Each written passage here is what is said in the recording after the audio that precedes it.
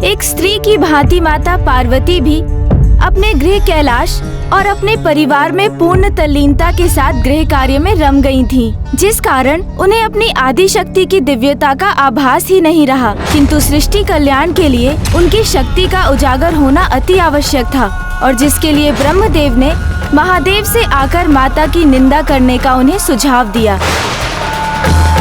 ब्रह्मदेव, मेरी अर्धांगिनी है उमा, उसका रूप नहीं, उसका तो संपूर्ण प्रतिरूप दिव्यता का प्रतीक है। और ये ज्ञात होते हुए भी आप मुझे कैसा सुझाव दे रहे हैं? मेरे कथन को अन्यथा ना ले महादेव। कदाचित हमारे पास केवल यही एक उपाय है, क्योंकि हम जिनसे अत्यधिक स्नेह करते हैं उनके शब्द हमें उतना ही प्रभावित करते हैं। विशेष रूप से एक स्त्री जो अपने पति के जीवन को अपने स्नेह से सींचती है, यदि वो अपने पति की प्रशंसा की पात्र बनती है तो उसका व्यक्तित्व निखर उठता है। अन्यथा एक तिरस्कृत पुष्प के समान उसका व्यक्तित्व मुरझा उठता है और वो अपने और अपने परिवार के प्रति उदासीन हो जाती है। इसलिए महादेव, यदि आप देवी पार्वती की निंदा करेंगे तो उनके हृदय को पीड़ा पहुंचेगी और कदाचित यही वो कारण बनेगा जिससे वो पुनः समझ सकेंगे कि वो देवी आदिशक्ति हैं। वो मात्र उनकी ही नहीं अपितु सभी की सुंदरता का स्रोत हैं। महादेव, संसार में कल्याण हेतु आपको ये करना ही होगा और मुझे पूर्ण विश्वास है कि आप देवी पार्वती की निंदा करने का उपाय अवश्य ढूंढ लेंगे।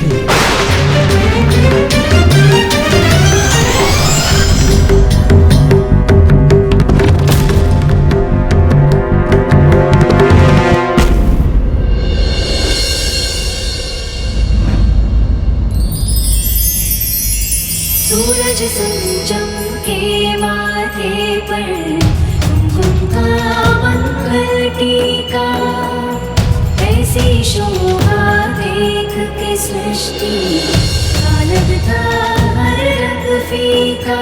केशों के जोड़े में सजा ले पार्वती स्वामी, गिरिजा, पार्वती है ये गिरिजा। स्वामी क्या हुआ? आप मुझे एकटक ऐसे क्यों निहार रहे हैं? बताइए ना नाथ, कैसे दिखाई देती हूं मैं?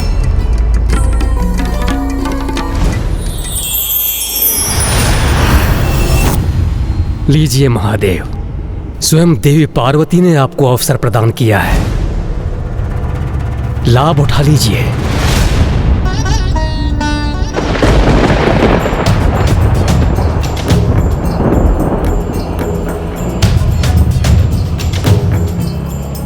अति सुंदर प्रिय।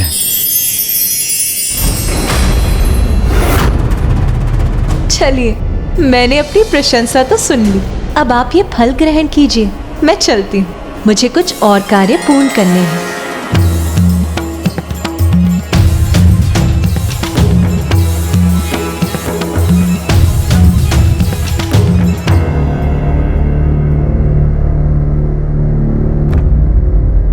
मैं तो भूल ही गया, मुझे पार्वती की प्रशंसा नहीं करनी थी। ब्रह्मदेव ने कहा था। हमारे पास केवल यही एक उपाय है, आप किसी भी प्रकार देवी पार्वती के रूप की निंदा कीजिए। किंतु जिस पार्वती में मुझे पवित्रता और सौंदर्य ही दिखाई देते हैं, उसकी निंदा कर उसका अपमान कैसे करूं मैं? ब्रह्मदेव ने महादेव को एक बहुत बड़ी दुविधा में डाल दिया। बड़े से बड़े असुर का संहार तो महादेव बड़ी सहजता और सरलता से कर देते, किंतु माता का अपमान उनके लिए बहुत कठिन था। किंतु महादेव को यह ज्ञात था कि वो वचन दे चुके हैं, इसीलिए अब उन्हें ऐसा करना ही था।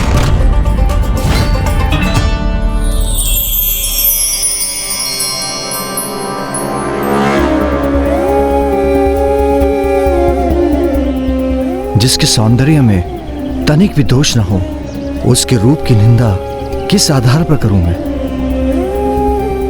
चंद्रमा के समान शीतलता प्रदान करने वाली जिसकी दिव्य आभा है, उसमें कोई दोष कैसे निकालूं मैं? चंद्रमा में तो एक दोष है भी, वो छाया। तो क्या पार्वती की दिव्यता में एक छाया का उल्लेख करूं मैं?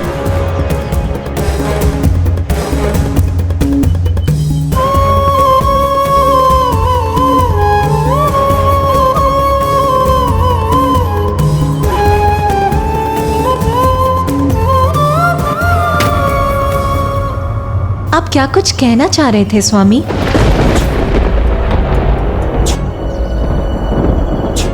हाँ,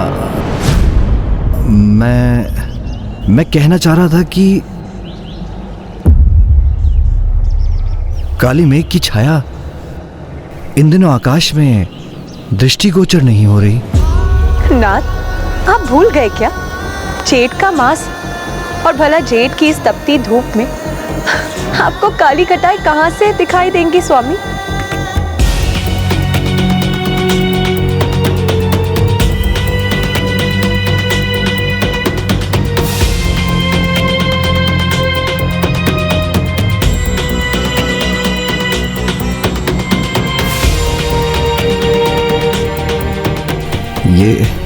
ये कार्य मुझसे नहीं हुआ। मैं महादेव की दुविधा समझ सकता हूं।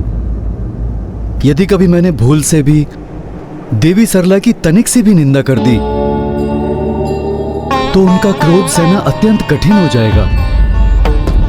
किंतु महादेव तो माता आदिशक्ति के समक्ष थे।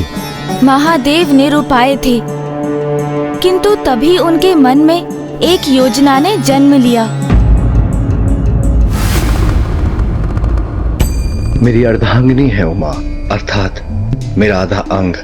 यदि मैं मुख से उसकी निंदा नहीं कर सकता तो मन के भीतर से ही कर देता हूँ। वो समझ जाएगी कि मेरे मन में क्या चल रहा है और मुझे प्रत्यक्ष रूप से उसकी निंदा भी नहीं करनी पड़ेगी।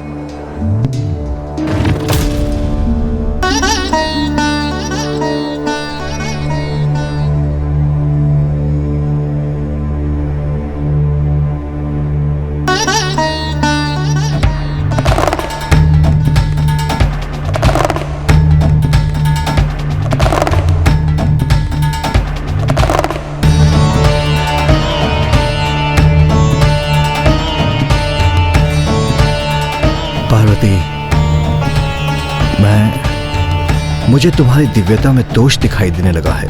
अब तुम्हारा रूप दिव्य प्रतीत नहीं होता मुझे।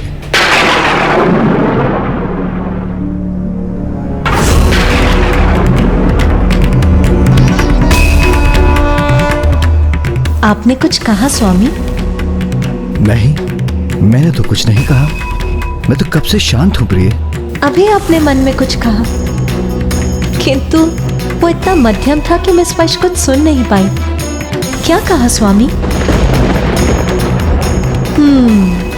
अवश्य मेरी प्रशंसा कर रहे होंगे आप, तो मन में ही क्यों? खुल के कहिए ना स्वामी। आपके मुख से अपनी प्रशंसा बहुत भाएगी मुझे।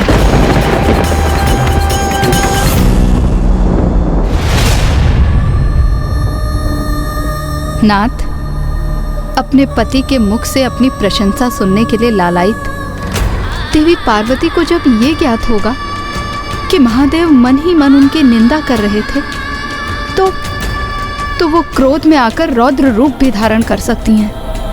और यदि उन्हें ये ज्ञात हुआ कि इन सब के पीछे आपका सुझाव है,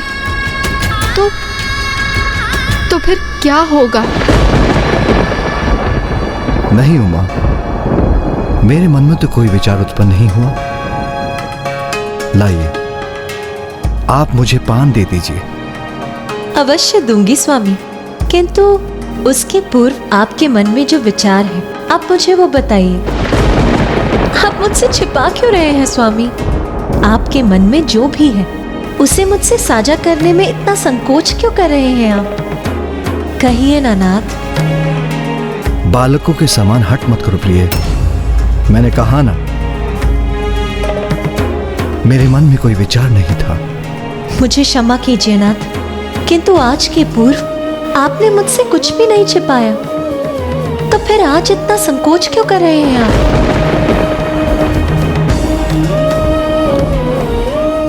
उमा, प्रिय।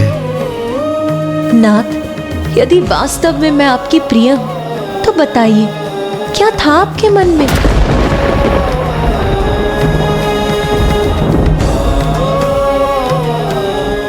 समझ गई। यदि मेरे इतने आग्रह करने पर भी आप मुझे नहीं बता रहे, तो अवश्य ही कोई बुरा विचार होगा आपके मन में।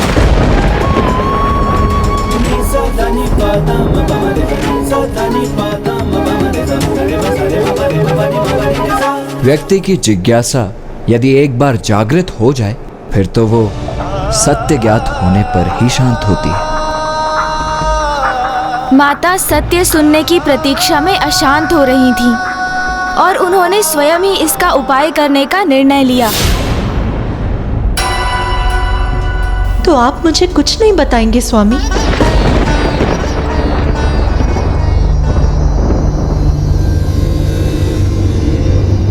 तो उचित है।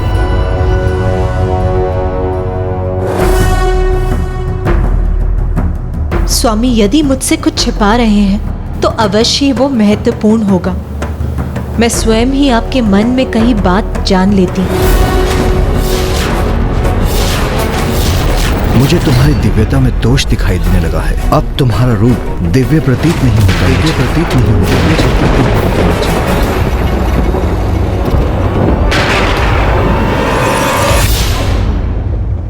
देवी आदि शक्ति तो त्रिकालदर्शी हैं। भूत भविष्य उनसे कुछ नहीं छिप सकता। देवी पार्वती ने अपनी उसी शक्ति का प्रयोग कर महादेव के मन का विचार ज्ञात कर लिया।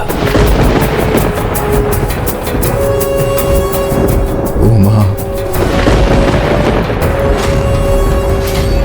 अब मैं आपको दिव्य प्रतीत नहीं होती स्वामी?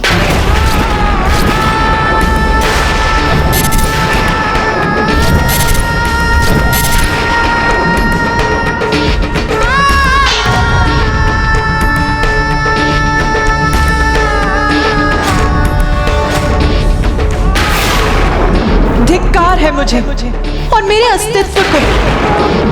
मुझे विश्वास था कि आप मुझे मेरे हर रूप में स्नेह करते हैं।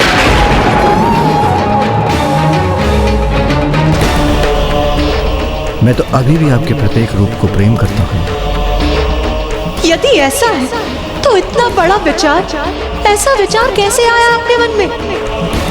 इतना बड़ा विचार कि आपको मेरे रूप में दिव्यता का ह्रास प्रतीत हो। ऐसा कैसे हुआ स्वामी?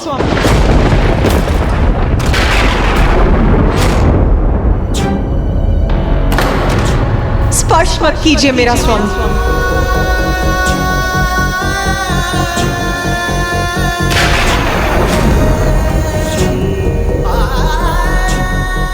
जिनसे हम स्नेह करते हैं उनके समक्ष हम अपना सर्वश्रेष्ठ रूप और पक्ष निछावर करने की चेष्टा करते हैं, किंतु यदि उसके उपरांत जिन पर मैं अपना सर्वस्व निछावर करती हूँ उनको ही मुझ में कोई दोष दिखाई देने लगी, तो फिर मैं इस कष्ट पद संपाद को सहकर यहाँ कैसे रह सकती हूँ? प्रिय, एक छोटी सी बात को इतना बड़ा मत बनाओ। जो तुम सोच रही हो वो सत्य नहीं है। सत्य नहीं? कैसे सत्य नहीं है? आपके लिए ये छोटी बात हो सकती, किंतु आप तो मेरे लिए मेरा संसार है, मेरे सर्वस्व है। और यदि आपके लिए ही मैं अप्रिय हो गई तो मैं यहाँ रहकर अपनी उपस्थिति से आपको कष्ट नहीं दूंगी। चली जाऊंगी मैं यहाँ से, चली जाऊंगी मैं यहाँ से। अब एक क्षण भी यहाँ नहीं रुकूंगी मैं।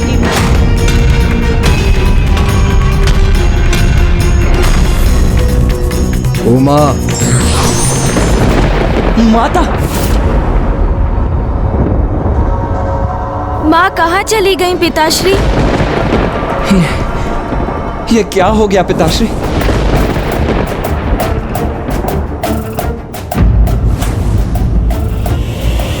तो क्या माता पार्वती कैलाश छोड़कर चली गईं? किंतु कहाँ गई वो और क्या किया उन्होंने? और फिर वो कैलाश लौटी कैसे? हमें बताइए ना पिताश्री, कहाँ अदृश्य हो गई है माँ? क्यों रुष्ट हो गई माता? क्या आपने उनसे कुछ अप्रिय वचन कह दिया?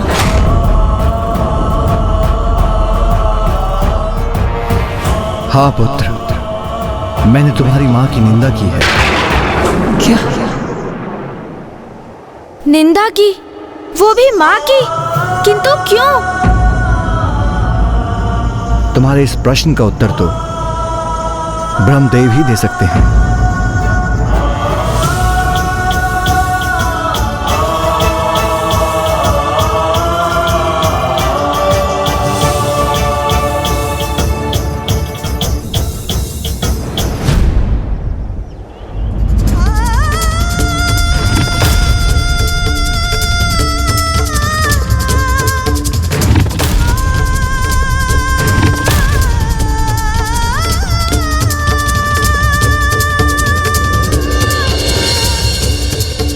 ब्रह्मदेव, ज्ञात है मुझे इस घटना के पीछे आप ही। तो अब मैं भी आपको इसके लिए एक उचित उपहार दूंगी। अब आपकी ही तपस्या कर, आपको प्रसन्न कर, आप ही से वरदान प्राप्त कर मैं अपना एक अत्यंत दिव्य रूप प्रकट करूंगी। ओम ब्रह्मदेवाय नमः। ओम ब्रह्मदेवाय नमः। ओम ब्रह्मदेवाय नमः। ओम ब्रह्मदेवाय नमः। ओम ब्रह्मदेवाय नमः। ओम ब्रह्मदेवाय नमः।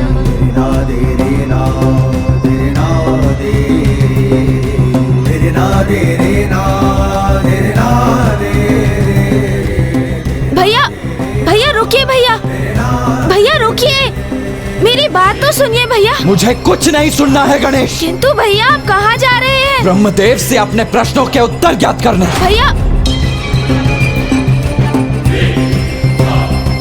क्रोध के आवेश में भैया ऐसे ही नहीं रुकेंगे, मुझे बलपूर्वक इनको रोकना ही होगा।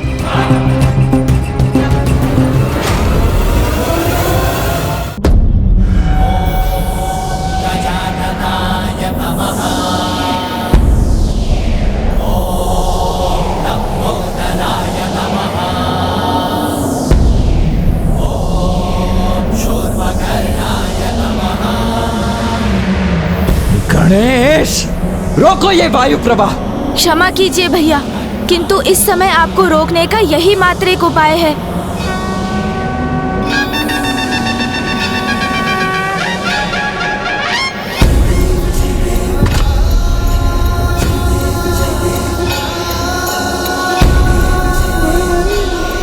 उचित है, फिर मैं ही रुक जाता हूँ। अब तो रोको। आप क्रोध के आवेश में पुनः तो नहीं आगे बढ़ेंगे ना भैया? अपने वचन पर स्थिर रहेंगे? हाँ गणेश, मैं स्थिर रहूंगा अपने वचन पर। उचित है फिर।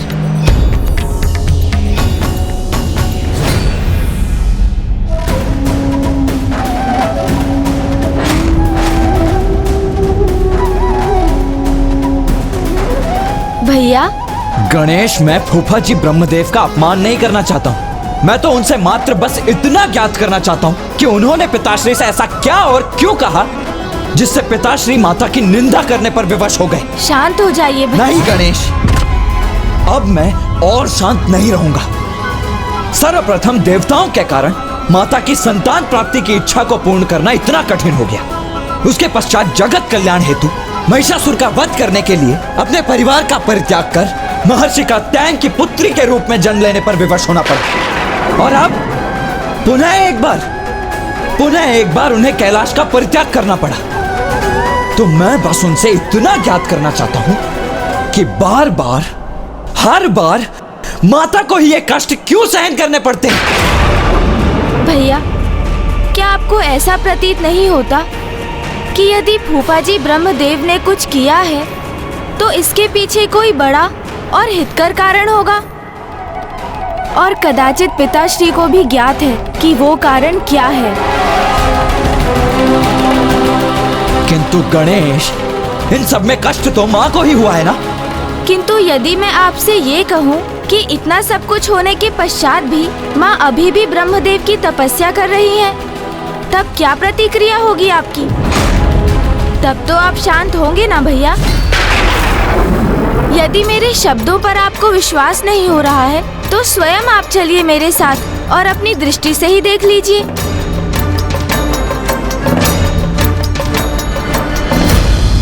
ओम ब्रह्मदेवाय नमः। ओम ब्रह्मदेवाय नमः। ओम ब्रह्मदेवाय नमः। सर्वे भवन्तु सुखिनः सर्वे सन्तु निरामया सर्वे भद्राणि पश्यन्तु मा कश्चित् दुःखभाग् भवेत्। ओम शान्तिः शान्तिः।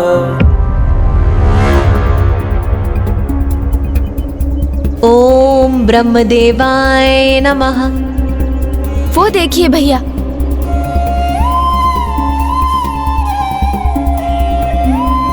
जब माँ स्वयं ब्रह्मदेव की उपासना कर रही हैं, तो फिर इसमें हमारा हस्तक्षेप भला कहाँ उचित है?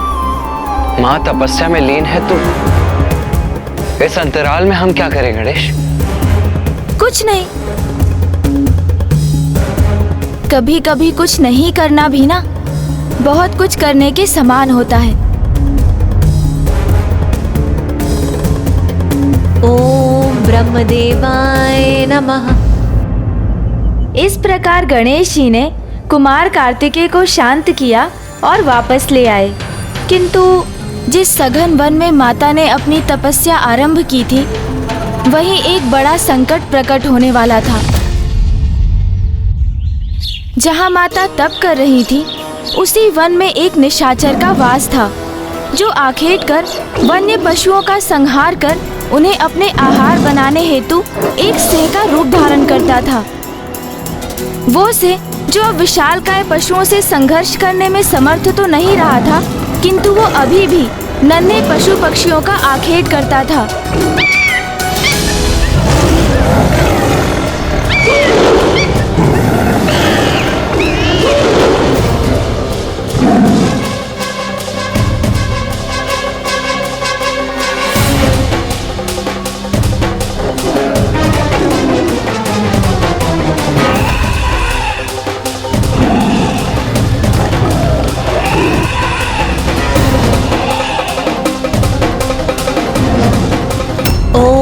ब्रह्मदेवाय नमः।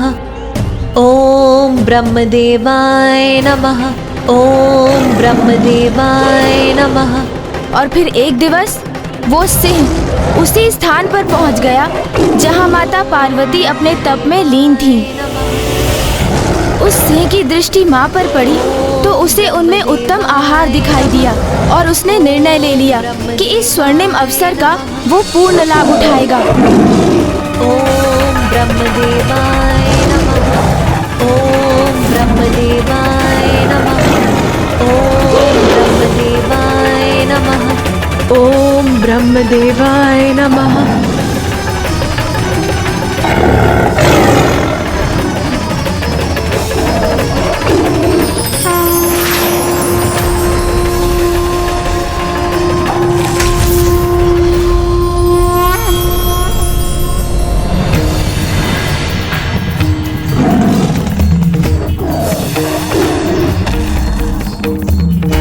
जैसे ही वो सिंह माता पर आक्रमण करने हेतु उछला, माता ने उसे स्तंभित कर दिया और वो सिंह माता पर दृष्टि साधे उनके समक्ष स्थिर था, इस आशा में कि वो माता की स्तंभन शक्ति से मुक्त होकर उन्हें अपना आहार बना सके। किंतु वो माता की शक्ति का कहाँ सामना कर सकता था, इसलिए वहीं उसी प्रकार उसे खड़े होने पर विवश होना पड़ा। किंतु अब धीरे धीरे माता की तपस्या उग्र होने लगी। ओम ब्रह्मदेवाय नमः। ओम ब्रह्मदेवाय नमः। ओम ब्रह्मदेवाय नमः। ओम ब्रह्मदेवाय नमः। ओम ब्रह्मदेवाय नमः। ओम ब्रह्मदेवाय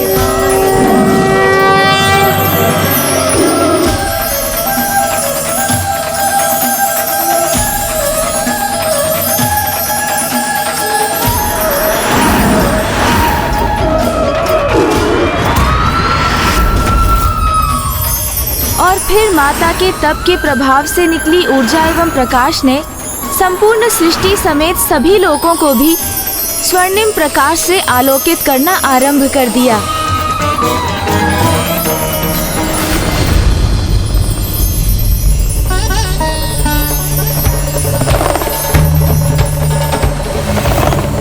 और फिर माता की उसी अलौकिक ऊर्जा शक्ति का प्रभाव उस सिंह पर भी पड़ा।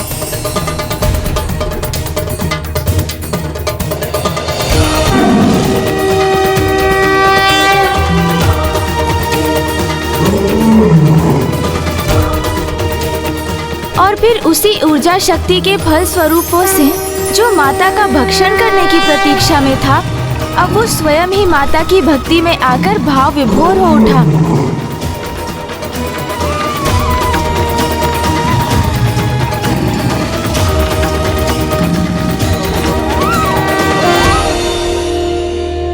ओम ब्रह्मदेवाय नमः। ओम ब्रह्मदेवाय नमः। माता पार्वती को ये आभास हो गया कि वो सिंह उनके प्रति भक्ति भाव धारण कर मन ही मन में उनकी उपासना कर रहा है, और माता ने उसे अपनी कृपा दृष्टि से देखा। इतना विशाल हृदय था माता का। अपनी पूर्ण दिव्यता प्राप्त कर अपने दिव्य स्वरूप को प्रकट करने हेतु तपस्या में लीन थी वो, किंतु फिर भी उस सिंह की भक्ति से प्रभावित होकर उन्होंने उस पर दया की, उसे अपना शरणागत बनाकर उसके स्वभाव को ही परिवर्तित कर दिया। माता ने उसे शरण देकर ये प्रमाणित कर दिया कि भयंकर से भयंकर जीव भी अपनी पूर्ण भक्ति भाव से अपने हिंसक प्रवृत्ति को त्याग कर सरल एवं कोमल स्वभाव धारण कर सकते हैं। और मनुष्य और पशु का तो एक दूसरे के प्रति शत्रुवत भाव रखने का कोई औचित्य ही नहीं है, क्योंकि वो तो एक साथ इस जगत में शांति पूर्वक वास कर सकते हैं।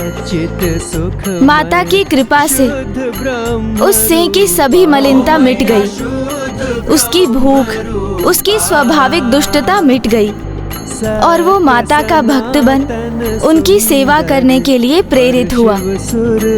और उनके तप में कोई बाधा ना डाल सके, इसलिए वो वहीं स्थित रहकर उनकी सुरक्षा को सुनिश्चित करने लगा। ओम ब्रह्मदेवाय नमः। सर्वे भवन्तु सुखिनः, सर्वे सन्तु निरामया, सर्वे भद्राणि पश्यन्तु मा कश्चित् दुःखभाग् भवेत्। ओम शान्तिरन्तरिक्षं शान्तिः, पृथिवी शान्तिरापः शान्तिरोषधयः शान्तिः, वनस्पतयः शान्तिर्विश्वे देवा। ओम शान्तिः शान्तिः। और इस प्रकार मां निर्बाध अपने तप में लीन रही।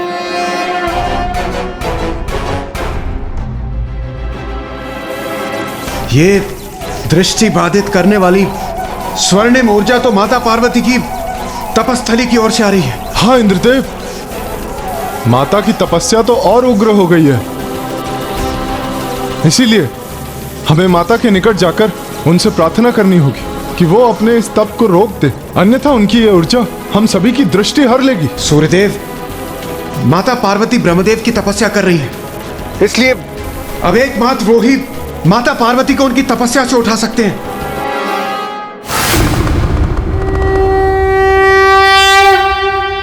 भैया, प्रतीत होता है कि माँ की परीक्षा अपने चरम पर पहुंच गई है।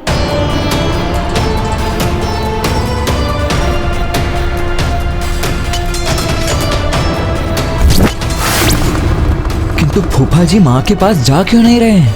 भैया, अब फूफा जी ब्रह्मदेव से हमारा संवाद करने का समय आ चुका है।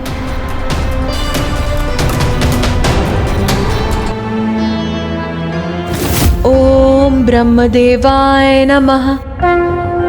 ओम ब्रह्मदेवाय नमः। सर्वे भवन्तु सुखिनः, सर्वे सन्तु निरामया, सर्वे भद्राणि पश्यन्तु मा कश्चित् दुःखभाग् भवेत्। ब्रह्मदेवाय नमः। शान्तिरन्तरिक्षं स्वामी, देवी पार्वती की तपस्या से उत्पन्न ऊर्जा के कारण मैं वीणा वादन करने में असमर्थ हो रही हूँ। ओम शांति शांति शांति।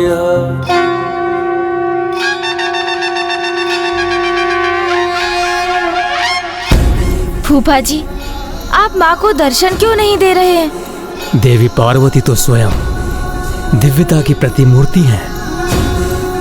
ये मेरी समझ से परे है कि भला मैं उन्हें क्या प्रदान कर सकता हूँ।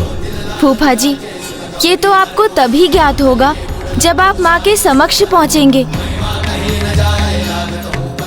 मैं आपसे विनती करता हूँ, अब विलंब मत कीजिए, माँ के समक्ष प्रस्तुत होइए।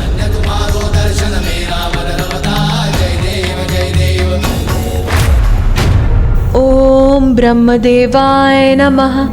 ओम ब्रह्मदेवाय नमः। ओम ब्रह्मदेवाय देवी पार्वती,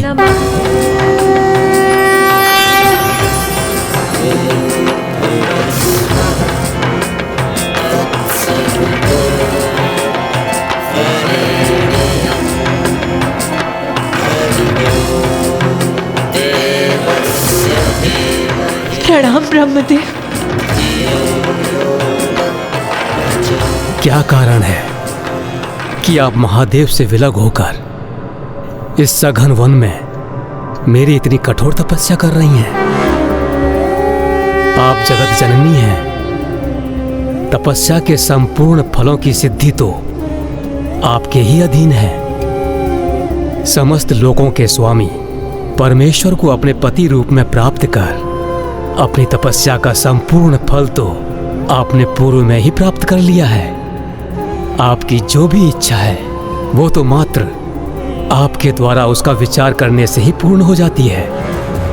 इसलिए आपके इस तप में आपकी कोई लीला ही छिपी हुई है। तो मुझे बताइए देवी पार्वती, इस तपस्या के पीछे क्या मनोरथ है आपका?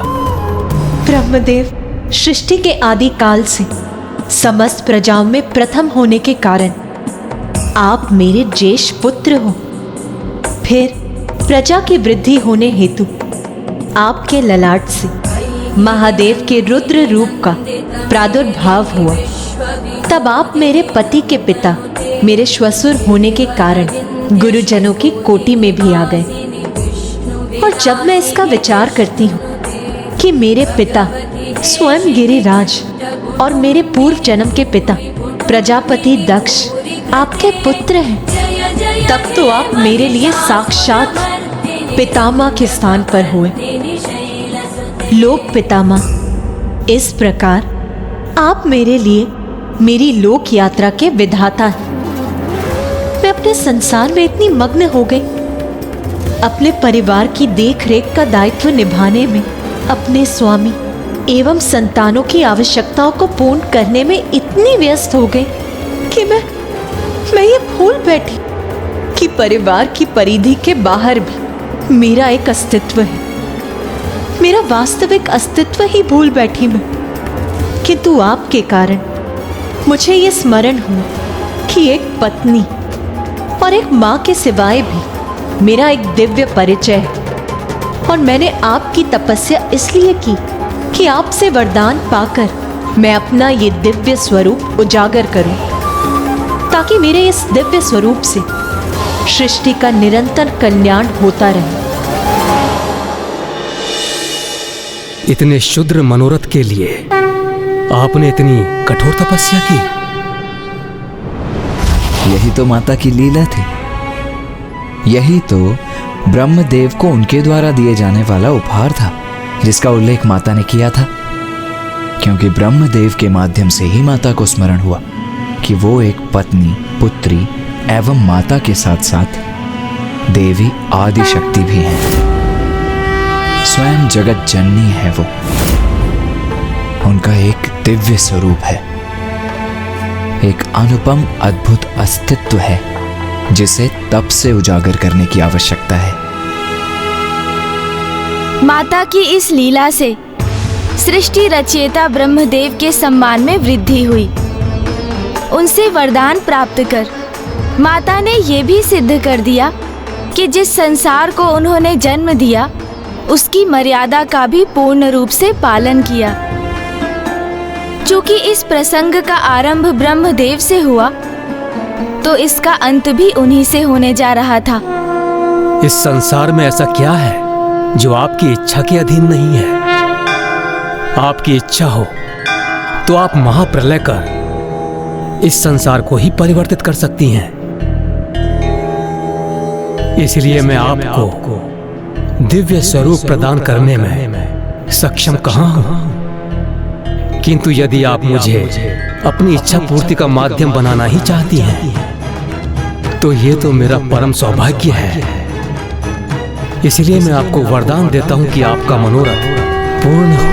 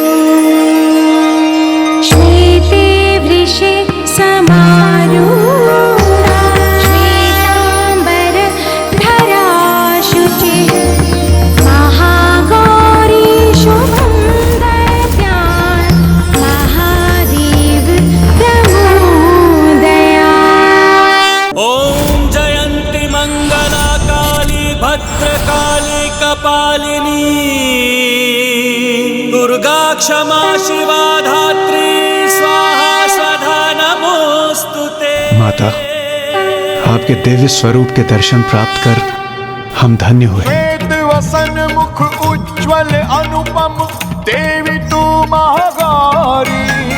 शिव ने रूप दिया देवी को माता कल्याणकारी। हे माँ माता कल्याणकारी, हो माँ माता कल्याणकारी।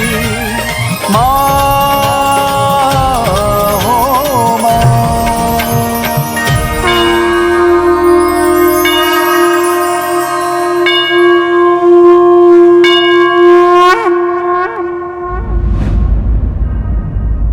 भैया, प्रतीत होता है कि माँ ने अपनी तपस्या पूर्ण कर ली है, अर्थात वो शीघ्र कैलाश लौटेंगी।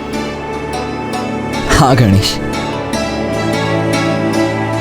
माता के लौटने पर उनके स्वागत की तैयारियां करनी चाहिए हमें।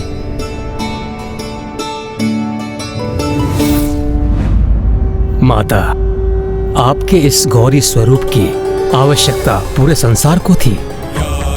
अब आपके भक्त आपके स्वरूप से प्राप्त होने वाली सिद्धियों का लाभ उठाने में सक्षम होंगे।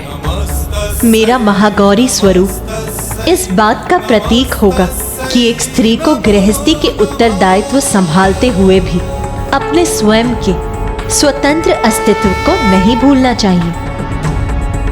माता, अब आप अति शीघ्र कैलाश लौटिए। महादेव, गणेश, कार्तिकेय आपसे अलग होने के कारण अत्यंत दुखी हैं। सोमनंदी,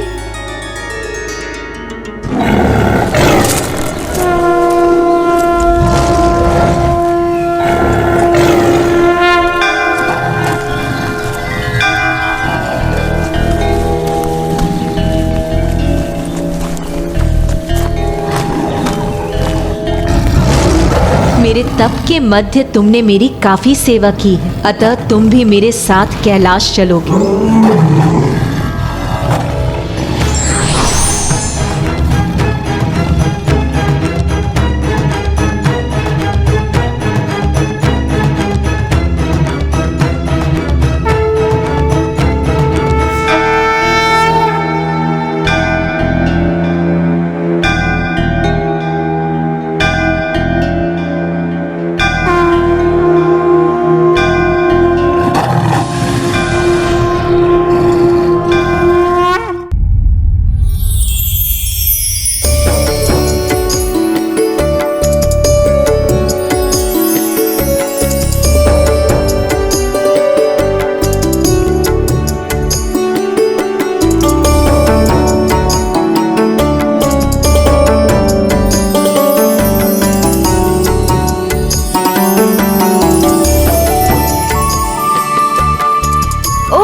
भैया, ये क्या कर दिया आपने?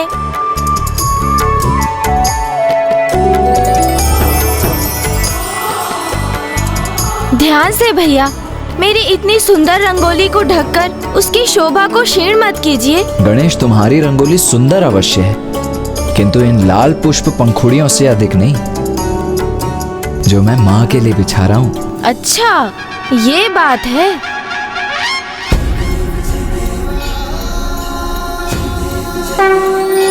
अब देखा भैया, आपके पुष्पों की पंखुड़ियाँ तो पृथ्वी पर हैं, किंतु मैंने तो वायु में ही पुष्पों को सज्जित कर दिया।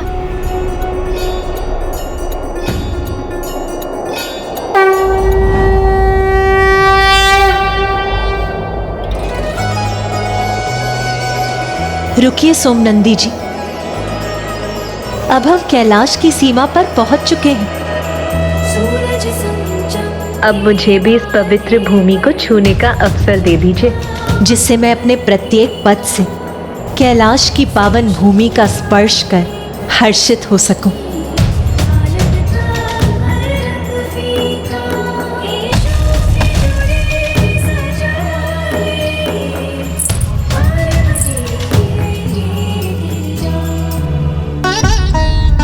पार्वती,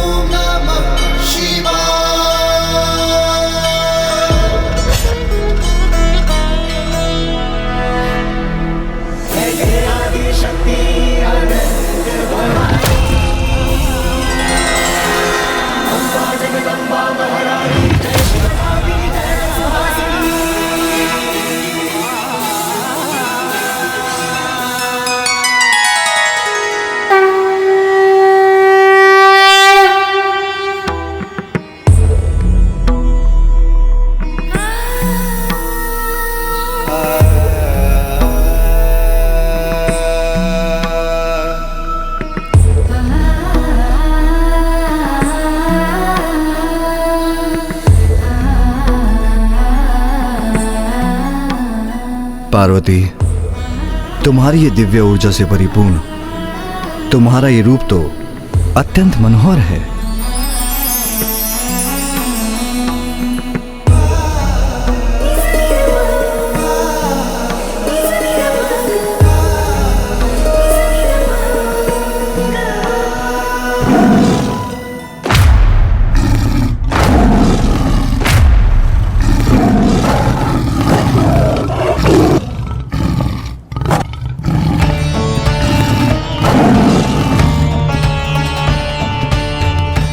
रुक जाओ पार्वती,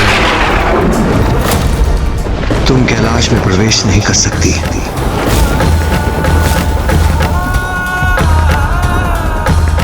क्या हुआ? आपने मुझे क्यों रोक दिया स्वामी?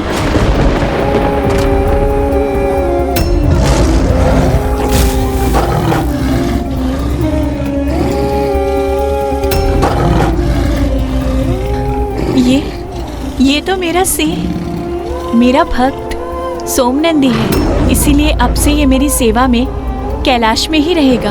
किंतु यह असंभव है पार्वती। क्यों असंभव है स्वामी? क्योंकि यह कैलाश के नियमों का उल्लंघन होगा जो मैंने स्वयं स्थापित किए हैं। कैसा नियम स्वामी? क्योंकि मात्र मेरे गणों को ही कैलाश में निवास करने का अधिकार है, किसी अन्य जीव को नहीं। किंतु ऐसा नियम क्यों स्थापित किया आपने? उसका क्या औचित्य है? हिंसक प्रवृत्ति है इस सिंह की। पूर्व काल में इसने ऋषि मुनियों के साथ गौ माता को आखेट कर उनके संहार करने का पाप किया है। किंतु ये पाप तो इसने मेरी शरण में आने के पूर्व किए थे स्वामी, और अब तो ये सुधर चुका है। अपनी हिंसक प्रवृत्ति का परित्याग कर इसने मेरे तप की अवधि में मेरी निगरानी कर मेरी सेवा की है इसने। मेरे तप में कोई विघ्न नहीं उत्पन्न होने दिया इसने। इसके अंतर में मेरे प्रति भक्ति जागृत होने से ही इतना बड़ा परिवर्तन आया है इसमें। इसने भक्ति पद पर चलना आरंभ कर अपनी पाप की यात्रा का अंत कर दिया है। स्वामी, सोम नंदी मेरा कृपा पात्र है और जिस पे मेरी कृपा दृष्टि होती है वो अपने समस्त दुखों, पापों और कष्टों से मुक्त हो जाता है। आपके गण आपके कृपा पात्र हैं, इसीलिए उन्हें कैलाश में निवास करने का अधिकार है। किंतु ये मेरा भक्त है और मेरा भक्त होने के कारण इसकी गणना भी आपके गणों में होनी चाहिए और इसे भी कैलाश में रहने का अधिकार मिलना चाहिए। स्वामी,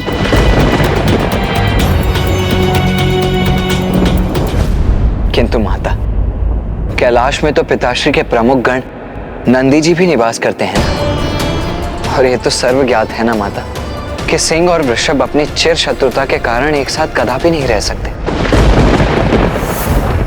पुत्र, कैलाश जैसे पावन स्थान पर शत्रुता का भाव कहाँ रह सकता है? कैलाश जैसे स्थान पर सभी जीवों को समान सम्मान प्राप्त होता है, जहाँ कोई भी जीव किसी भी अन्य जीव का आक्षेप नहीं करते, जहाँ के वासी अहंकार से परे हैं, द्वेष, ईर्ष्या, शत्रुता जहाँ स्वतः ही मिट जाती है, जहाँ विचार एवं कर्म में किसी भी प्रकार की नकारात्मकता का कोई भी स्थान नहीं होता। पुत्र, मैं उचित कह रही हूँ ना स्वामी?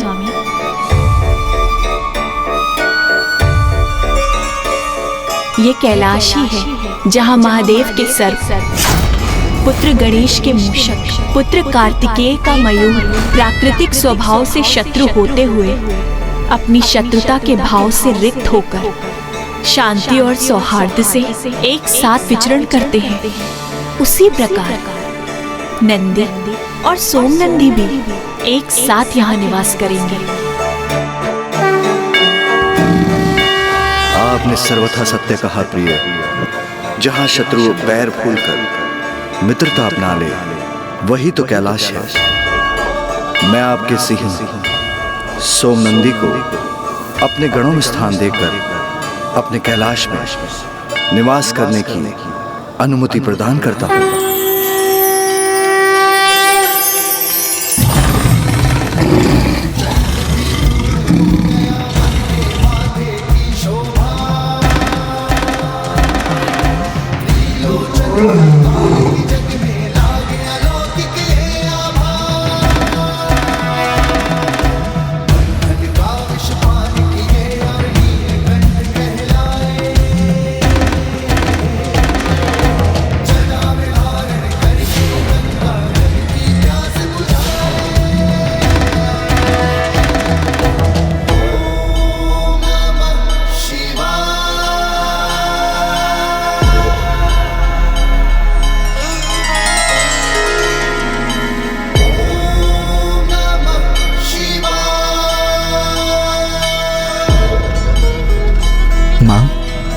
आपको ये लाल पुष्प पंखुड़ियों की परत कैसी प्रतीत हो रही है? मैंने स्वयं आपके स्वागत में इन्हें बिछाया है। ये तो अति सुंदर है पुत्र। और माँ, ये रंगोली मैंने बनाई है, कैसी है? ये भी अति सुंदर है। नाथ, मेरे दोनों पुत्रों ने इतने उत्साह से मेरे स्वागत की व्यवस्था की है, किंतु आपने मेरे स्वागत के लिए क्या किया है नाथ? पार्वती, पुष्प तो नहीं, किंतु मेरे नेत्र, मेरे प्राण, मेरी प्रत्येक श्वास सभी आपकी प्रतीक्षा में कब से बिछे हैं।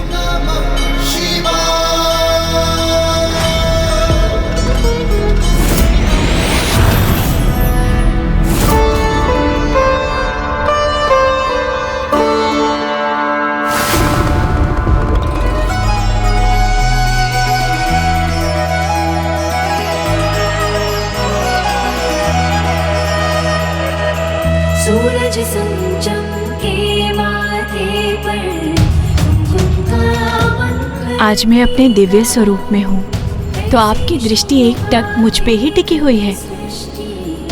इसके पूर्व तो आपको मेरी दिव्यता में दोष दिखाई दे रहा था ना नाथ?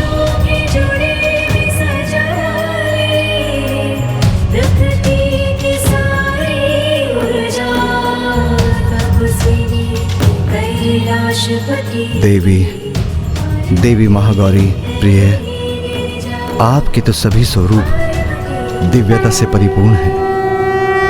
उनमें कोई दोष कहाँ, और मुझे आपके प्रत्येक रूप से अपार स्नेह है। मैं आपकी निंदा करने की तो कल्पना भी नहीं कर सकता, किंतु आपको अपना वास्तविक परिचय स्मरण हो। आपका ये दिव्य स्वरूप सृष्टि के हित में संसार के समक्ष उजागर हो। आपका ये दिव्य रूप अपनी दिव्यता से सृष्टि का उद्धार करे। ये लीला तो इसलिए हुई है। स्वामी ये किस लीला का उल्लेख कर रहे हैं? अर्थात मेरे इस रूप को धारण करने का कोई और उद्देश्य भी है? इस प्रकार माता पार्वती ने माता महागौरी रूप धारण किया और उन्हें अपना वाहन सोमनंदी भी प्राप्त हुआ।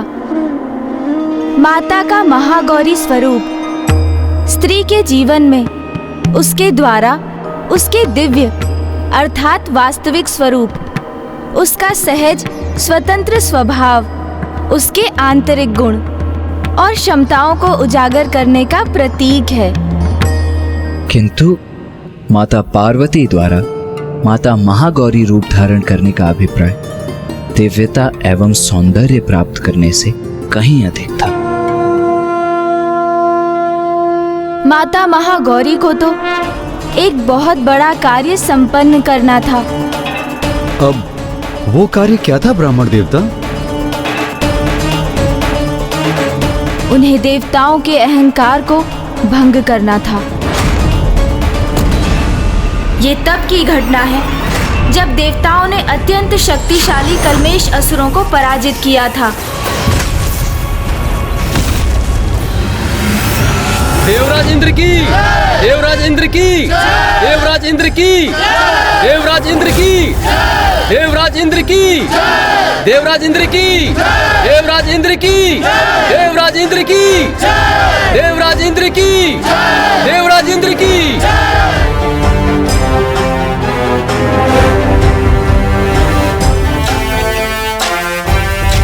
देवगण, एक बार पुनः हमने मेरे देवराज इंद्र के कुशल नेतृत्व में दुष्ट कल्मेश असुरों को धूल धूसरित कर दिया। देव मंत्री, बताइए क्या समाचार है? देवराज, असुर तो अब पाताल में ही छिपे रहने पर विवश हैं और पृथ्वी पर भी यज्ञ आदि सुचारू रूप से गतिशील हैं, जिसके कारण हम सभी देवताओं को बिना किसी बाधा के हमारा भविष्य प्राप्त हो रहा है। और मेरा विचार है देवराज, अब असुर पुनः कभी भी स्वर्ग पर आक्रमण करने का दुस्साहस भी नहीं कर सकेंगे। और यदि उन्होंने ऐसा प्रयास किया भी तो हम उन्हें रौंद कर रख देंगे। अब असुर अपने तक ही सीमित हैं, तो फिर जब वो हमारे प्रति कोई दोषपूर्ण व्यवहार नहीं कर रहे हैं, तो अब देवताओं के मन में उनके प्रति इतनी हिंसा क्यों है? देवगुरु, असुरों के स्वभाव से आप भी अनभिज्ञ नहीं हैं। मुझे ज्ञात है कि वो शांत है, किंतु वो कितने समय के लिए ऐसे ही शांत रहेंगे इसका कोई प्रमाण नहीं। यदि हमने उन्हें अब अनदेखा किया तो वो कुछ ही समय में हमें सताने हेतु यहां प्रस्तुत हो जाएंगे। इसलिए उनके प्रति हिंसा का भाव ही सर्वथा उचित है। इससे पूर्व कि वो हमारे लिए कोई संकट उत्पन्न करे, हमें उनका अंत कर देना चाहिए। आखेट, इन असुरों का आखेट करना चाहिए हमें। आखेट, आखेट, आखेट। देवगण, यही उचित समय है। हमें असुरों के लिए आखेट का आयोजन कर एक एक असुर को पाताल से खदेड़ कर उनका अंत कर देना चाहिए। हाँ, यह सर्वथा उचित है देवराज। हम इस आखेट को एक क्रीड़ा बना लेंगे और उस आखेट क्रीड़ा से इन दुष्ट असुरों में भय और आतंक उत्पन्न करेंगे।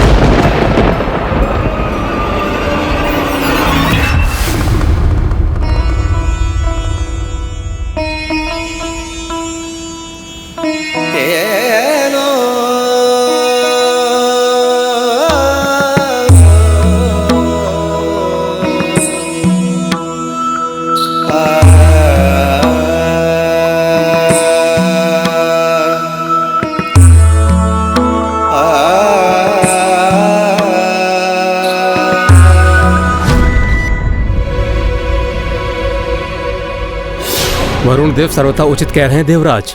हमें असुरों के प्रति सज्ज रहना होगा। हाँ देवराज, उचित कहा आपने वरुण देव।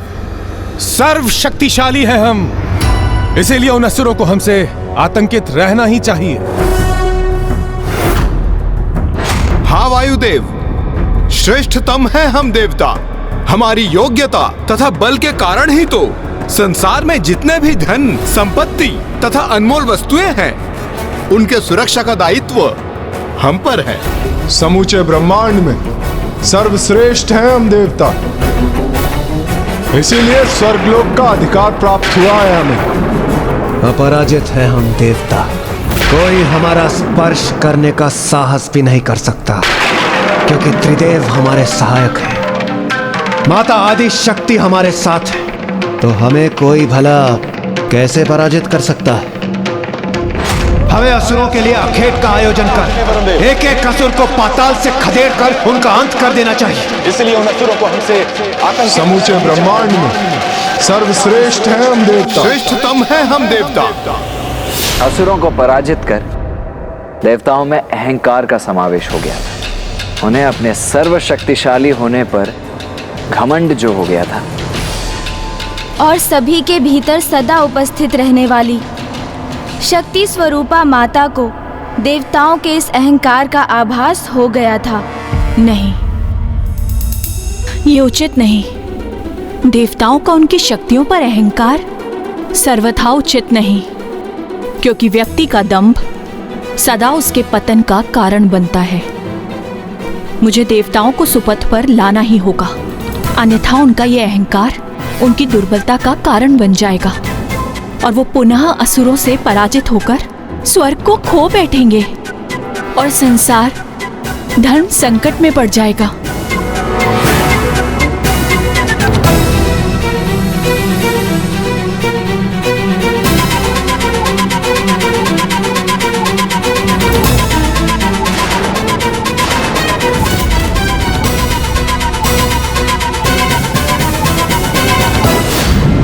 संतान सुपथ से भटक जाए तो उसे सुपथ पर लाना माता का ही कर्तव्य होता है। तो उसी कर्तव्य को निभाने हेतु मुझे देवताओं के अहंकार को भंग करना ही होगा।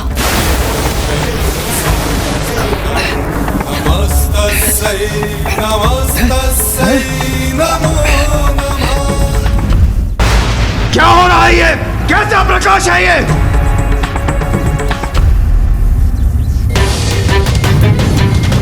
देवराज, ये कोई मायावी असुर शक्ति पुंज प्रतीत हो रहा है। अभी तो हमने इन असुरों को पराजित किया था और अभी उन्होंने इस शक्ति पुंज को बेच दिया हम पर आक्रमण करने हेतु। देखा देव करो, कितने कपटी हैं ये असुर। दया के योग्य तो ये कदापि नहीं। इन असुरों को चुन चुन कर उन्हें भस्म करना होगा, हमें सर्वनाश करना होगा इनका। इंद्रदेव, इससे पूर्व कि यह हमारे लिए संकट बने, हमें जांच कर ज्ञात करना चाहिए किसकी माया है इस शक्ति पुंज के पीछे। हाँ। वायुदेव, आप इस शक्ति पुंज के निकट जाइए, जाकर देखिए इसके विषय में और क्या ज्ञात कर सकते हैं आप। उचित है देवराज।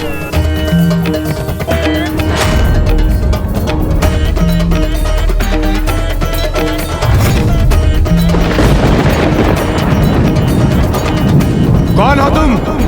किसकी शक्ति हो तुम?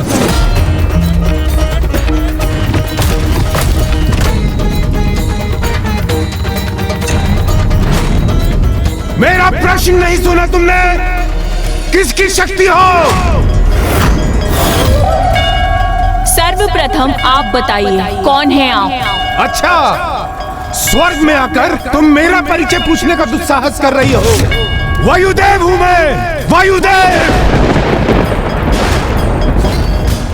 इस समस्त संसार का प्राण हूं मैं। इस संसार में मुझसे अधिक बलवान कोई भी नहीं। बड़े से बड़े नगर को पल भर में उजाड़ सकता हूं मैं, उसे धूल में परिवर्तित कर सकता हूं। समझ गई मेरी शक्ति? लगता है तुम्हें मेरी शक्ति का परिचय देना होगा। उसकी कोई आवश्यकता नहीं। अर्थात समझ गई कितना शक्तिशाली हूं मैं। इतने ही शक्तिशाली हो तो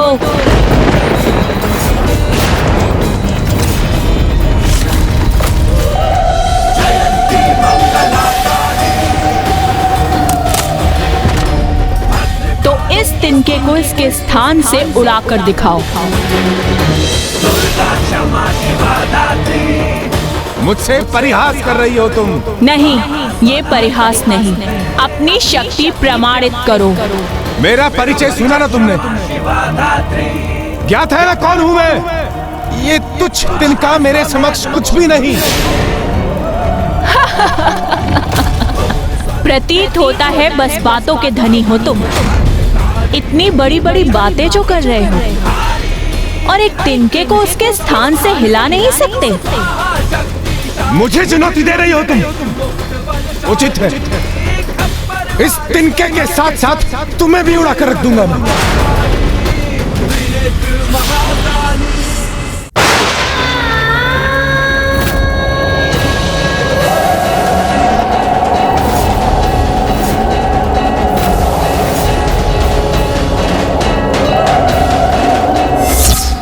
इस तिनके को कुछ भी नहीं हुआ। ये कैसे संभव है? यह अवश्य कोई माया है। मुझे अपनी शक्ति का परीक्षण करना चाहिए।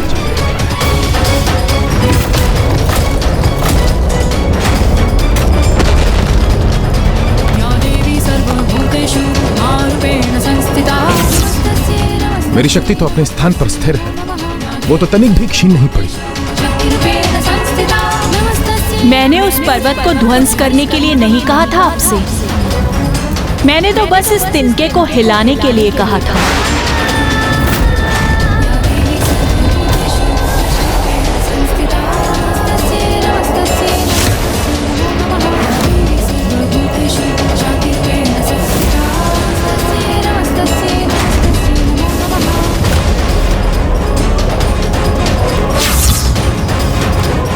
असंभव!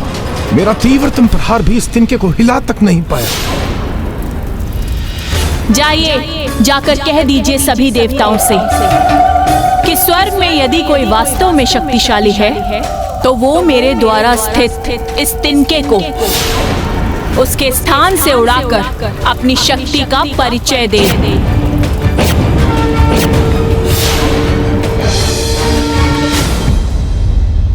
ये वायुदेव को लौटने में इतना समय क्यों लग रहा है? देवराज! वायुदेव, वायुदेव बताइए क्या उपाय किया आपने? बताइए क्या ज्ञात किया आपने? ये दृष्टि बाधित करने वाला प्रकाश उत्पन्न क्यों हो रहा है? देवराज, वो कोई असाधारण सी शक्ति है। ऐसा प्रतीत पड़ता था मानो उस अग्नि के भीतर कोई अत्यंत ही शक्तिशाली मायावी स्त्री स्थित हो, और आप उस मायावी स्त्री को पराजित करने में अक्षम रहे।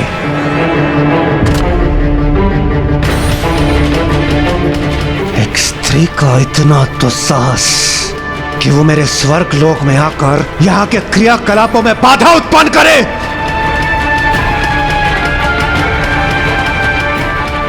इसका उचित पाठ मैं उसे अवश्य सिखाऊंगा।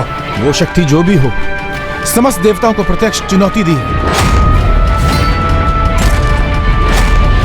और उसने कहा है यदि जाइए, जाकर कह दीजिए सभी देवताओं से कि स्वर्ग में यदि कोई वास्तव में शक्तिशाली है तो वो मेरे द्वारा स्थित इस तिनके को उसके स्थान से उड़ाकर अपनी शक्ति का परिचय दे। तो मात्र एक तिनके को उड़ाने में अक्षम रहे हैं आप वायुदेव। देवराज, मेरा विश्वास कीजिए, वो कोई साधारण शक्ति नहीं है। साधारण हो अथवा असाधारण, उस शक्ति ने तिनके को उड़ाने की चुनौती दी है ना, किंतु मैं उससे कहीं अधिक करूंगा। तिनके को भस्म कर दूंगा मैं। देवराज इंद्र, मुझे आज्ञा दीजिए।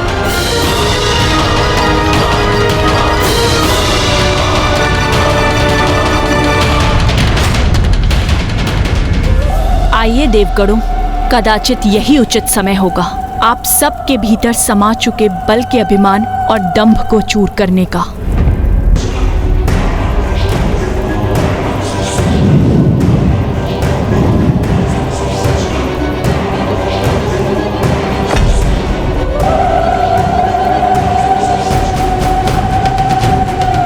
अग्निदेव हूं मैं, अग्नि का स्रोत।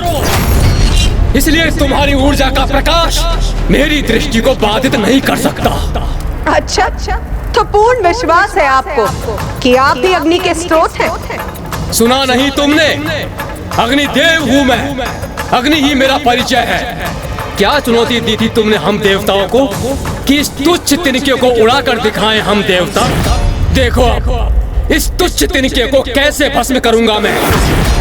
तो ये तो आपके लिए अत्यंत सरल होना चाहिए ना, क्योंकि अभी तो आपने कहा कि आप ही अग्नि के स्रोत।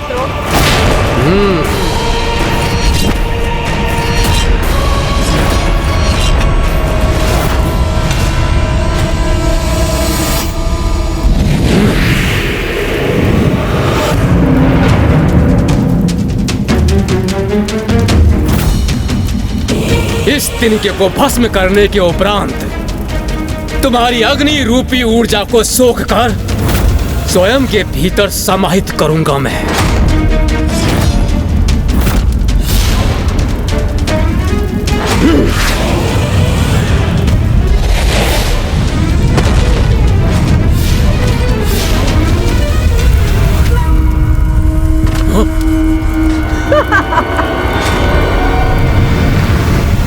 क्या हुआ अग्निदेव? वो तिनका भस्म हो गया?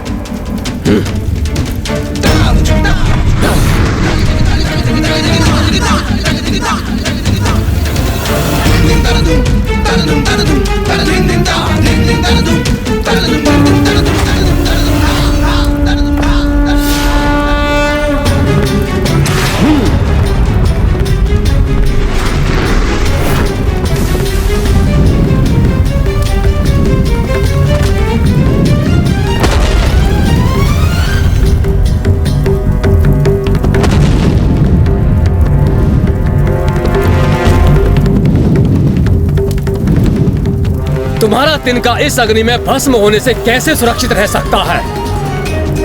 वो अवश्य भस्म हुआ होगा। कदाचित वो ज्ञात करने का समय अब आ गया।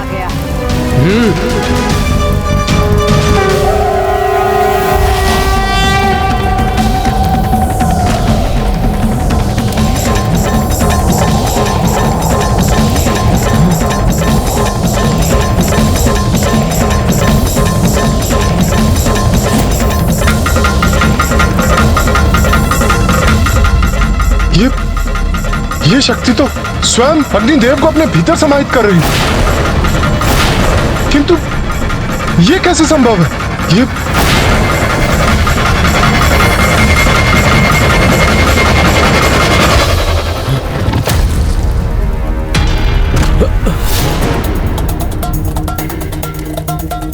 बहुत अहंकारी प्रमाणित हुए आप अग्निदेव।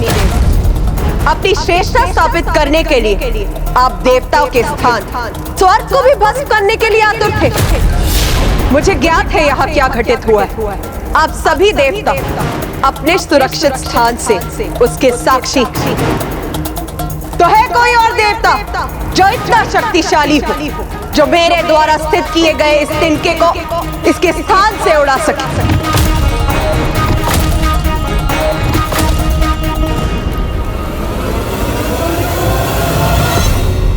इसका इतना दुस्साहस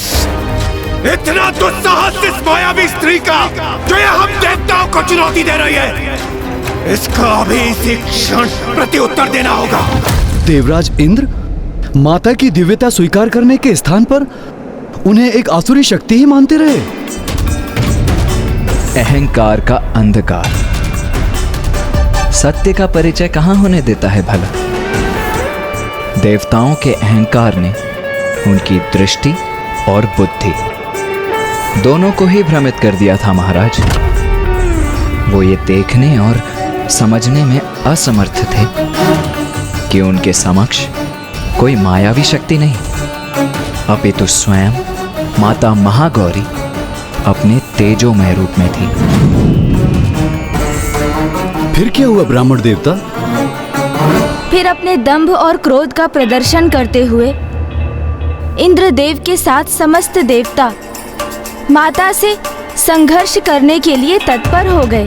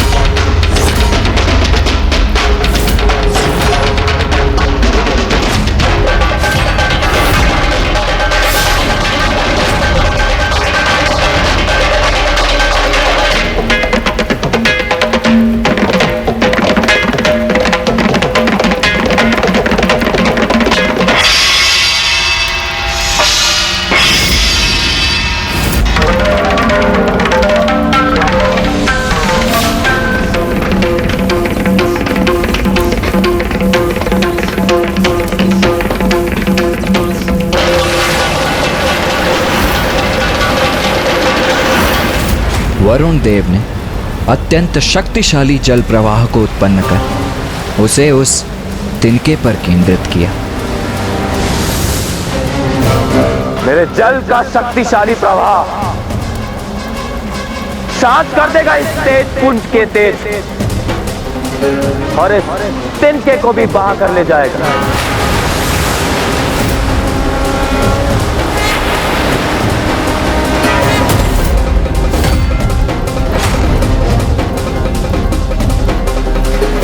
किंतु माता के तेज पुंज का स्पर्श करते ही वरुण देव द्वारा उत्पन्न जल वाष्प में परिवर्तित होकर वायु में समाहित हो गया।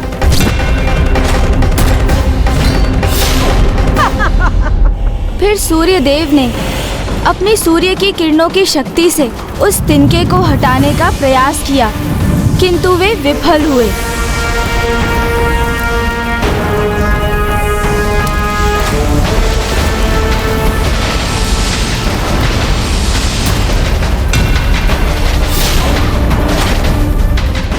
जिसके उपरांत कुबेर देव जी ने भी अपनी गदा का प्रयोग किया।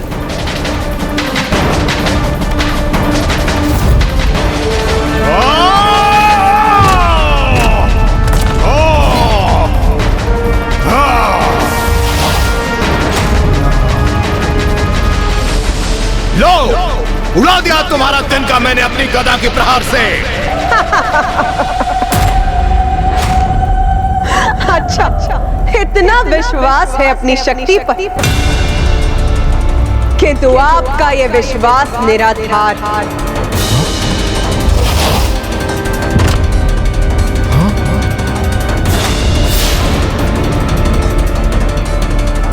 कोई आसुरी शक्ति नहीं, ये अवश्य कोई दिव्य शक्ति है।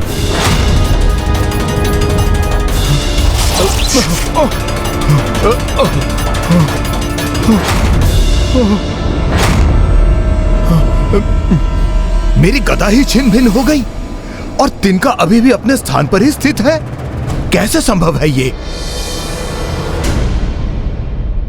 एक एक करके सभी देवता पराजित हो रहे थे और इस घटनाक्रम के प्रत्यक्षदर्शी देवराज इंद्र के क्रोध में निरंतर वृद्धि हो रही थी।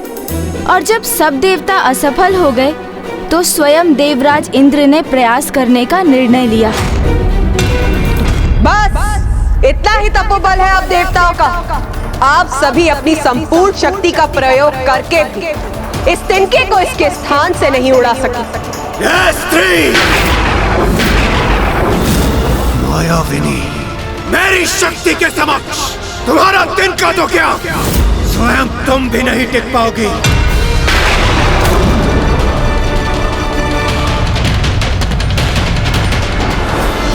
मुझे इंद्रदेव को इनका सामना करने से रोकना होगा। मैं अपने तपोबल से कैसी शक्ति उत्पन्न करूंगा ये तुम्हें अभी ज्ञात नहीं।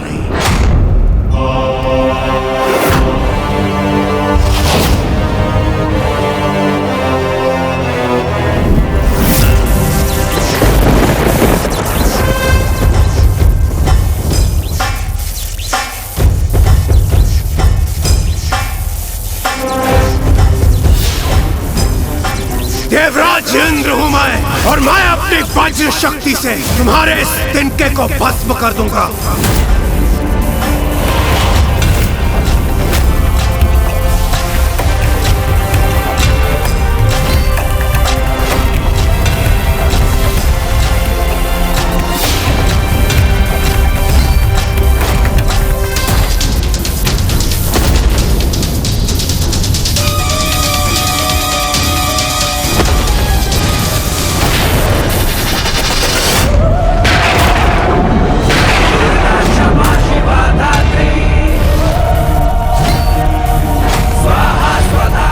इंद्रदेव, आपकी यह शक्ति इस तिनके को तो नहीं हिला सकी, किंतु ये पलटकर हम पर ही वार कर रही है।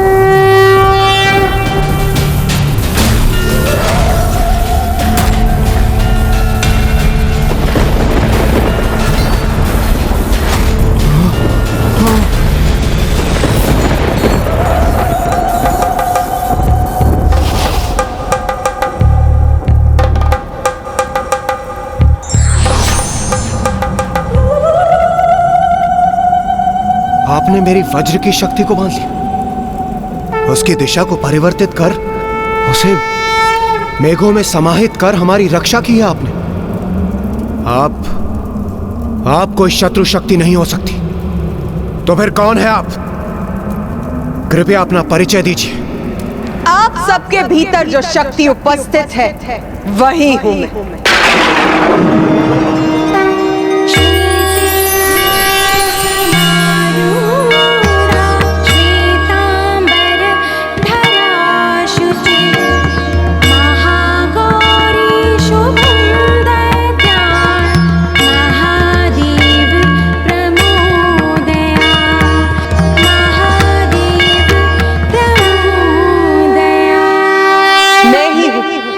जिसने आपको असुरों पर विजय प्राप्त करने का सामर्थ्य प्रदान किया। आप सभी अपनी शक्ति के अहंकार में डूब चुके थे, इसीलिए आपको यह स्मरण कराने हेतु कि अहंकार सदा विनाश का कारण बनता है। आप सभी के अहंकार को नष्ट करने के लिए मुझे स्वयं यहाँ प्रकट होना पड़ा। और वैसे भी उस शक्ति पे अहंकार करने का क्या औचित्य जो आपकी है ही नहीं, क्योंकि जिस शक्ति पर आपको इतना दम वो तो स्वयं मैं हूं। मैं। माता, हमें क्षमा कर दीजिए, हम अहंकारवश आपको पहचान नहीं पाए।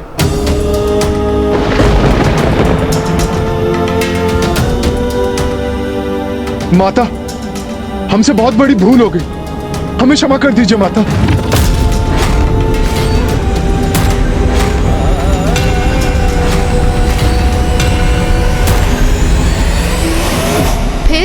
फिर क्या हुआ ब्राह्मण देवता? क्या माता ने देवताओं को क्षमा कर दिया? आपका क्या विचार है? आपके अनुसार क्या हुआ होगा माता? माता तो जगत जननी है, कितनी भी क्रोधित क्यों ना हो, उनका हृदय एक क्षमाशील माता का ही है, इसलिए उन्होंने अवश्य देवताओं को क्षमा कर दिया होगा। आप सर्वथा उचित कहती है माता। यदि उनका भक्त अपनी भूल को स्वीकार कर लेता है तो माता उसे अवश्य क्षमा करती हैं, क्योंकि भूल तो किसी से भी हो सकती है, किंतु आवश्यक तो ये है कि अपनी भूल को समझकर क्षमा याचना कर उस भूल को सुधारने का संकल्प लिया जाए। तो माता, महाराज, देवराज इंद्र एवं समस्त देवताओं ने माता महागौरी का स्तुति गान किया, जिससे माता का क्रोध शांत हुआ और माता ने देवताओं को क्षमा भी किया।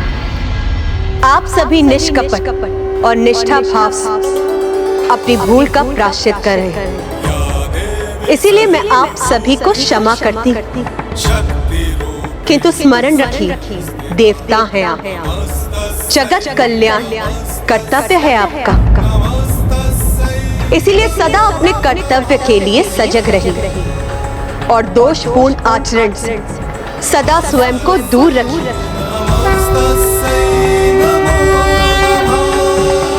माता की शक्ति तो अमोघ है और पूर्ण निष्ठा और भक्ति से उनकी उपासना करने वाले भक्त के सभी कलुष धुल जाते हैं, पूर्व काल में किए गए पाप मिट जाते हैं और भविष्य में दुख, संताप, पाप, रोग ऐसे भक्त के निकट भी नहीं आते हैं और माता के ऐसे निष्ठावान भक्तों को सकारात्मक शक्तियां भी प्राप्त होती हैं।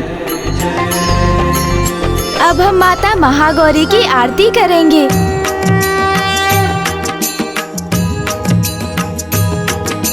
नवरात्रि में विशेष है महागौरी का धाम, शिव की शक्ति देती हो अष्टमी को वरदान। मन अपना एकाग्र कर नंदीश्वर को पाया, सुबह शाम की धूप से काली हो गई काया।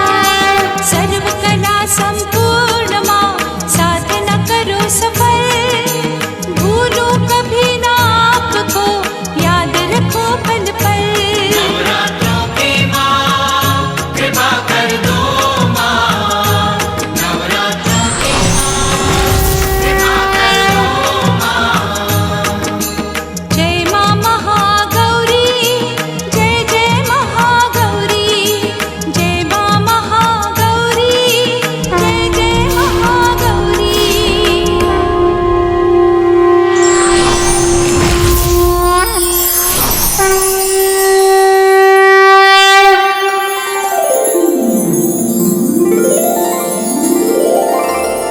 नवरात्रि का 9वां दिवस है।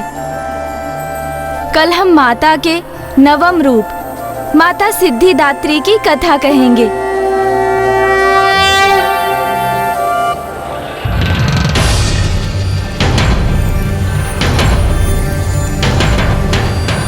आज नवरात्रि का 9वां दिवस है।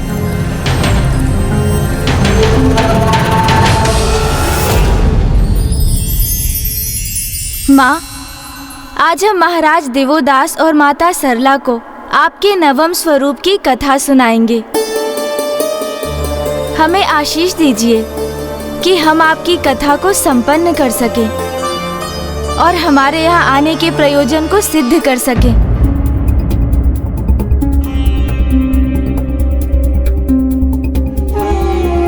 भैया, क्या हुआ?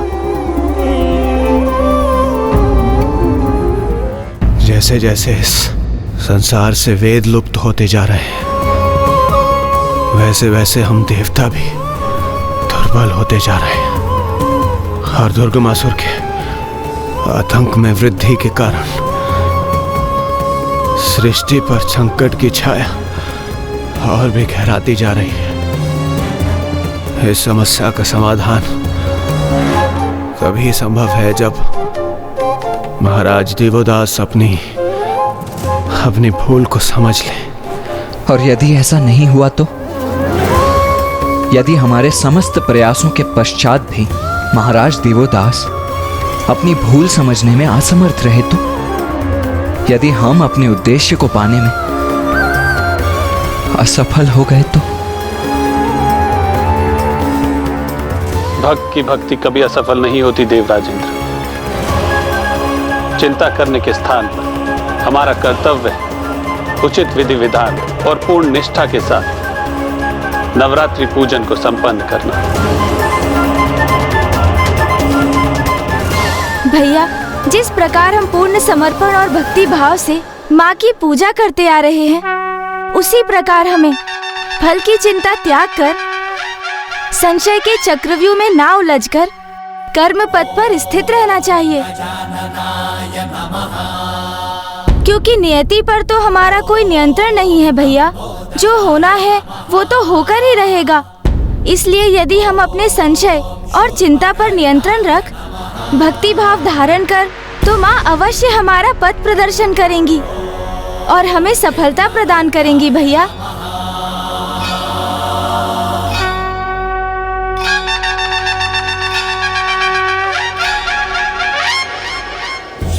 ब्राह्मण देवता, मैं माता के 9वें स्वरूप की कथा श्रवण करने के लिए अधीर हो रही हूँ। मैं भी आप दोनों को माता के 9वें रूप की कथा बताने के लिए अत्यंत आतुर हूँ माता, क्योंकि इसके पश्चात ही महाराज देवोदास का अंतिम चित्त भी जागृत हो जाएगा और उन्हें ज्ञात हो जाएगा कि उन्होंने पिताश्री को उनकी काशी से और माता को पिताश्री से विलग कर कितनी बड़ी भूल कर दी है। महादेव, काशी में एक ही राजा हो सकता है।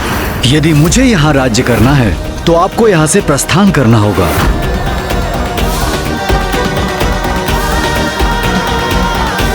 गणेश,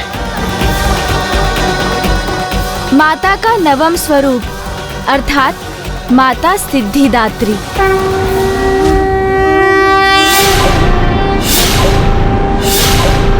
उनके दिव्य मनोरम रूप में माता की चतुर्भुजाएं हैं। उनके दाहिने ओर के निचले हाथ में चक्र और ऊपर के हाथ में गदा धारण करती हैं माता, और उनकी बाईं ओर के निचले हाथ में शंख और ऊपर के हाथ में कमल पुष्प स्थित है।